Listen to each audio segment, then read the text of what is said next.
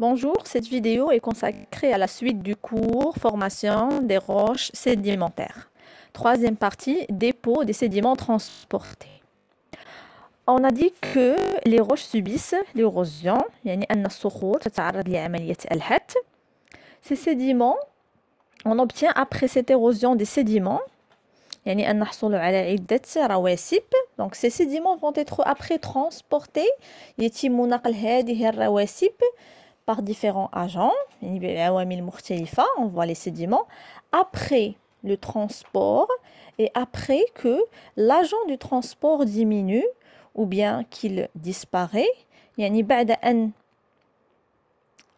التيار المائي أو التيار الهوائي يتوقف أو يختفي. Donc ces sédiments vont se déposer, يعني أنها تتوضع، هذه الرواسب تتوضع. C'est ce qu'on appelle la sédimentation. Donc, la sédimentation, c'est le troisième phénomène après l'érosion et le transport. Alors, c'est quoi la sédimentation? C'est le dépôt des sédiments lorsque la vitesse de l'agent de transport diminue ou disparaît. Alors, où s'effectue ce dépôt? Donc, où va se faire أين تحدث هذه عملية الترسب? On voit dans cette image que les sédiments vont se déposer au niveau de l'océan. Donc cet océan, on va l'appeler le bassin de sédimentation. يعني أن هذا المحيط هو حوض الترسب، يعني المنطقة التي تستقبل العناصر الحوتاتية. هنا فين غترسب.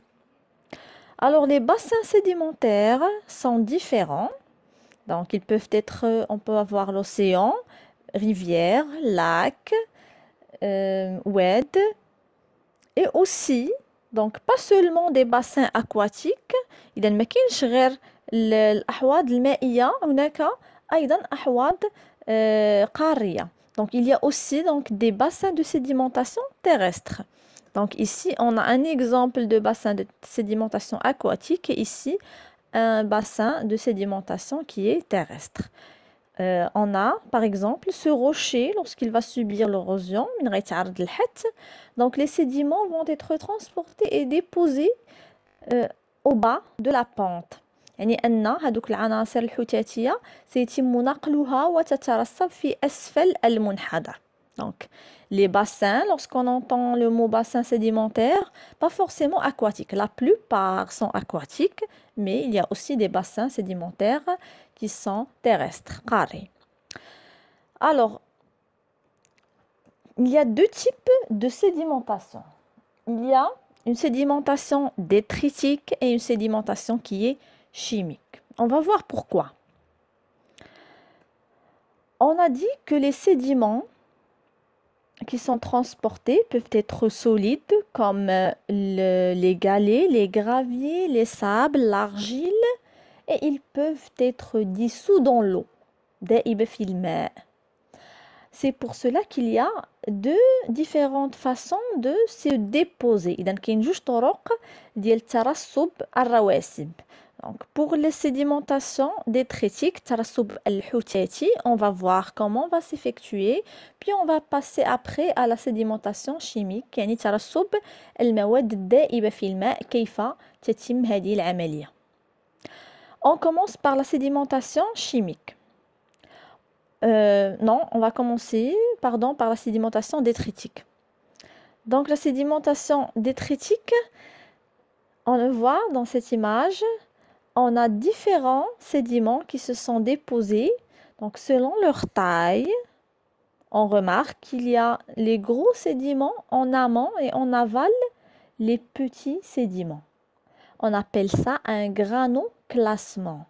يعني ترتب حسب ترسب حسب ترتيب العناصر من الأكبر إلى الأصغر.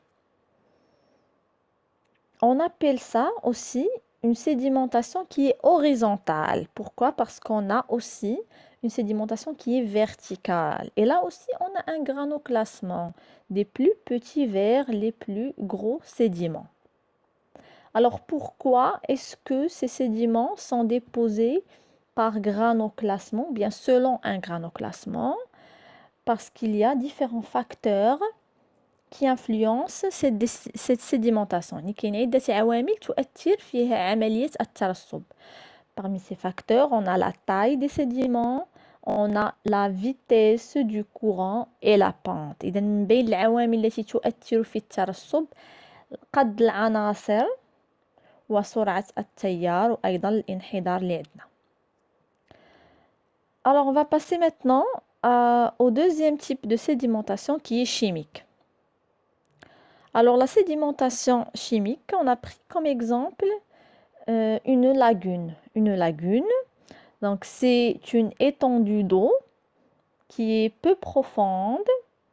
أقل عمقا هي عبارة عن مساحة من المياه الراكدة وعندها قليلة العمق وتتصل من الحين للآخر بمياه البحر يعني متصلة بالمياه البحر. Elle est en relation avec l'eau de mer. Alors l'eau ici c'est une eau qui est salée et donc pour que le sel dissous dans l'eau se sédimente au niveau de la lagune, il faut qu'il se passe une réaction chimique. Donc cette réaction est l'évaporation. Donc après l'évaporation de l'eau, les sédiments du sel vont se sédimenter, vont se déposer au niveau donc de la lagune. C'est pour cela qu'on appelle ce type de dépôt un dépôt de sédimentation, de sédiments chimiques. Pourquoi? Parce qu'il y a intervention de l'évaporation. إذن هناك عملية تبخر هي التي تؤدي إلى ترسب الملح في قعر اللاغون. Alors on l'a dit, donc lors de l'évaporation de l'eau, les constituants dissous se concentrent dans la lagune. Et on appelle le sel qui va se concentrer en bas, on l'appelle des évaporites. Pourquoi? Parce qu'il y a évaporation et en bas on va retrouver donc le sel, on l'appelle l'évaporite. Donc c'est des sédiments concentrés au bas de la lagune.